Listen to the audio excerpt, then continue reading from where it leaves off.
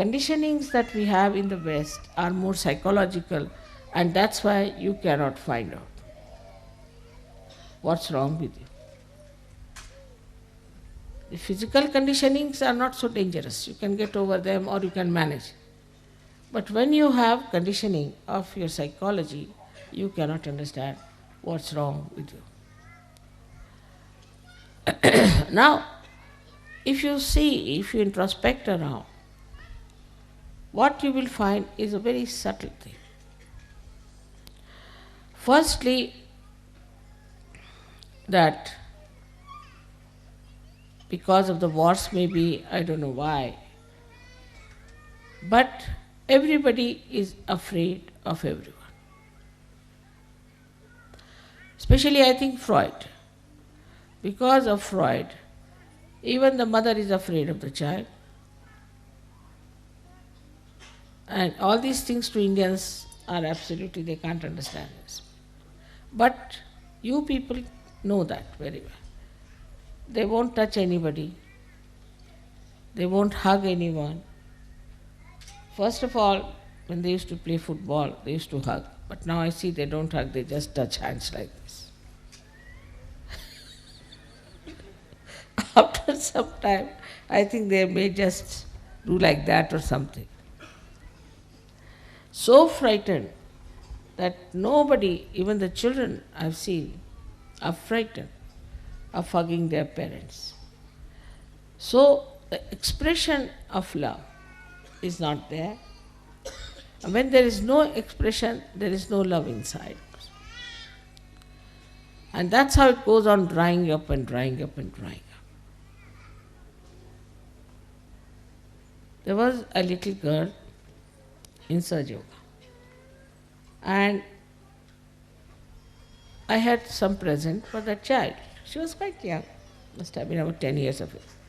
So I gave it to one Sahaja Yogi, Western Sahaja Yogi, that you go and give it to her and say that I have given. No, mother, I won't give. I said, why? She'll misunderstand me. I said, what will she misunderstand? It has gone so much into the heads of people. And this has created really the psychological insecurity within you. From very childhood, this insecurity has been working. And that's why you are frightened of each other. Even of your parents, of your brothers, your sisters. Psychologically, you are suffering. And when first I came to England, they used to say it is the insecurity. I said, what insecurity? The whole world is afraid of the Western world. And what are they suffering from insecurity? They have made everybody insecure all over the world. And why? What are they insecure? They are insecure within themselves, in their own society, in their own family, in their own groups. They are so much frightened of each other. So the first thing, you should be fearless. You are a Sahaja Yogi, you are no more immoral. Cannot be immoral. If all the time, if you start thinking that you are immoral, and if you do something it is immoral, and that you have to go and do some confession somewhere, then what is going to happen to you? What sort of a personality you will have?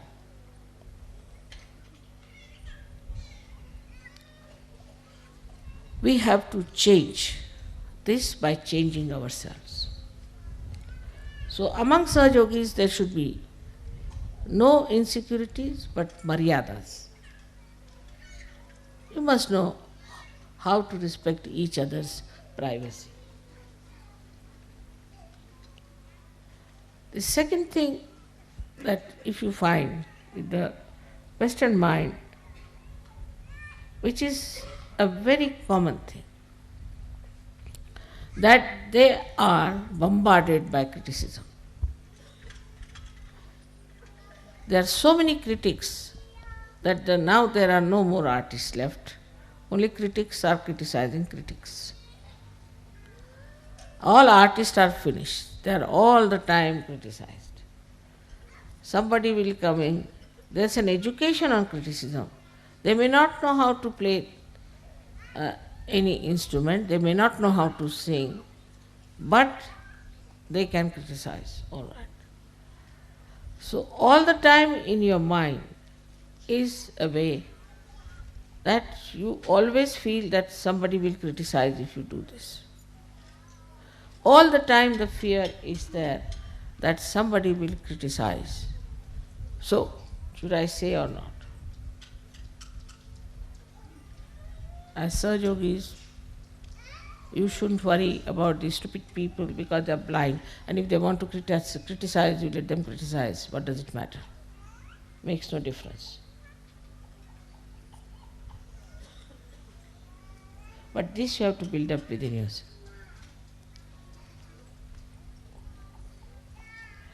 Now the third is even worse, which I don't know if you have noticed or not. I don't know how it has gone into the heads of the Western minds that you must always see to the other side of the bank, even if you are standing on this side, to be fair, and never to say something that you are sure of.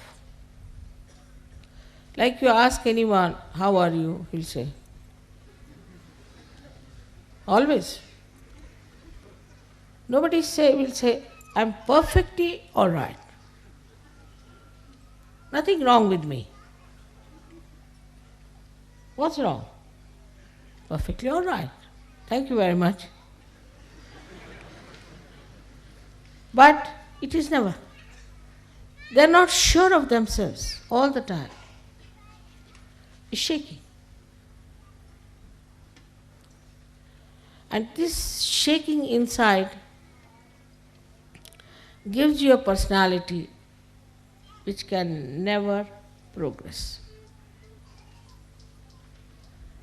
Progress comes when you put your step forward, you put your foot firmly on that point, and then put the second step forward, like as you climb on a mountain.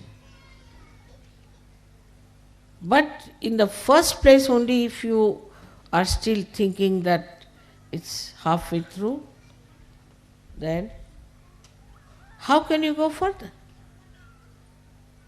You'll only move on two steps, this or that or this or that. This is another very big psychological detergent, I should call it, or detrimental thing for your progress.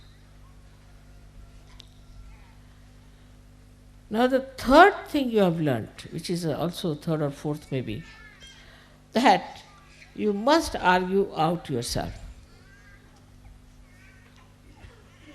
Like you have a problem. You'll come and tell me, Mother, this problem I have got. This is very common with everyone. I have this problem. I'll say, all right, this is the solution. Then you will come out, no, but in this will happen. Then you tell another solution. No, Mother, this can be this way. All right, you tell third solution. No, Mother, in this can happen. Tell fourth, this can happen. You are standing against yourself all the time.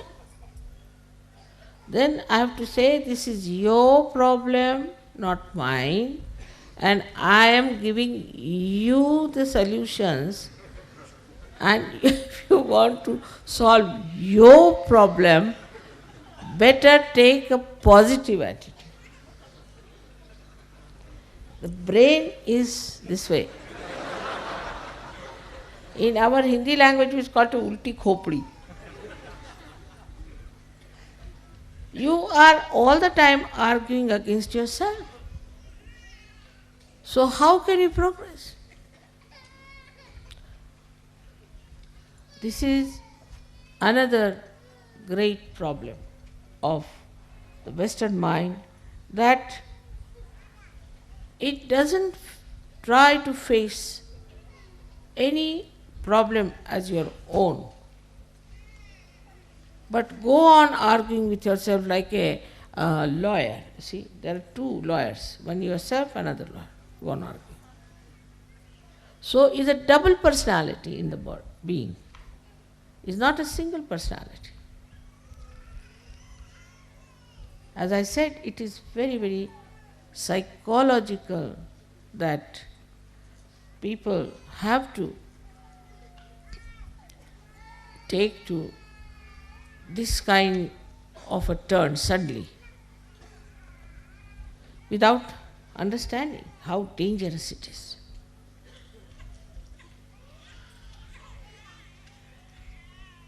With the enlightenment of your brain, they should disappear.